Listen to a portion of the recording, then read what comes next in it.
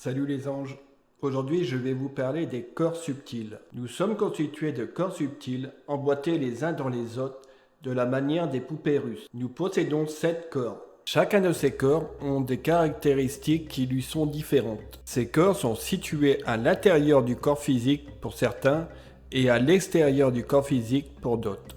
Dans l'ordre du plus dense au plus subtil, nous avons le corps physique en premier, en deuxième le corps éthérique, en troisième, le corps astral. Quatrième, le corps mental. Cinquième, le corps causal. Sixième, le corps bouddhique. Et septième, le corps atmique. Huitième, le corps divin. Oui, mais vous allez me dire, tu as dit 8 et précédemment tu as dit 7 corps. Mais en fait, le corps physique n'est pas considéré comme un corps subtil. Si vous avez bien suivi, je vais donc ne pas parler du corps physique, mais je vais parler des autres corps.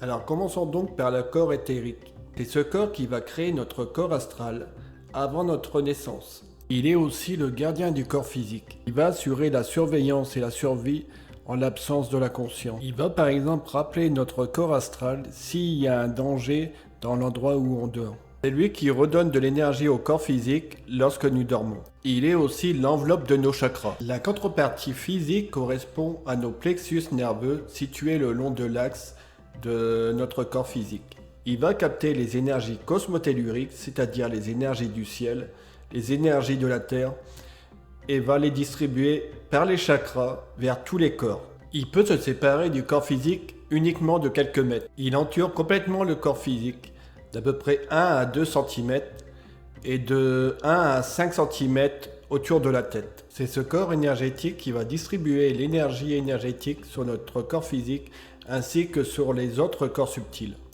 Il est aussi le témoin de la santé des personnes, c'est-à-dire plus le corps éthérique est épais et plus le corps physique est en bonne santé. Il est aussi possible de voir et ressentir ce corps éthérique, mais je vous expliquerai ceci dans une autre vidéo. Ensuite, c'est le corps astral. Il nous permet de voyager sur les plans astraux. C'est le corps subtil des émotions. C'est avec ce corps que nous nous déplaçons dans nos rêves. Il est aussi l'exacte réplique de notre corps physique. Le corps astral a la même particularité que le corps d'un défunt, sauf que nous avons encore le cordon d'argent.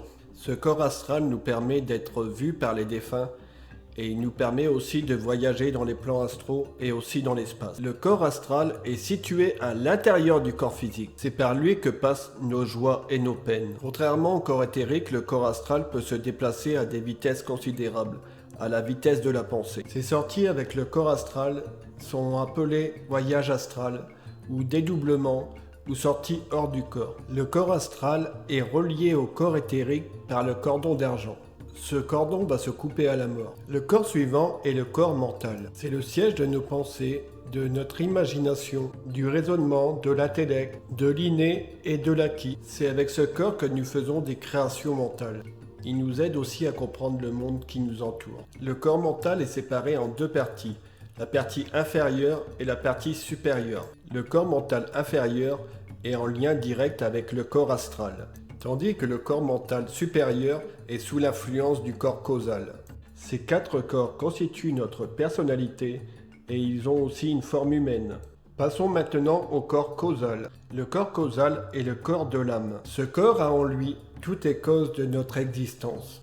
Il est en lien avec le karma. Il enregistre tout dans cette vie et aussi dans d'autres vies. Il contient aussi les qualités les plus élevées, comme l'inspiration, l'intuition, les connaissances directes, la créativité, la foi, etc. Ce corps est de couleur or ou transparent. La méditation profonde va agir sur ce corps.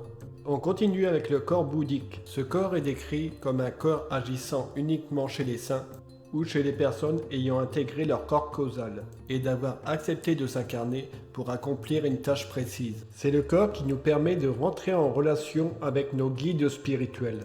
Peu d'humains y arrivent. On rentre dans le monde des éveillés vivants. Et pour finir, le corps divin. Il est le centre de tout notre système subtil et il est situé dans le chakra du cœur. C'est le corps en relation avec les dieux. Il permet de réintégrer la conscience divine.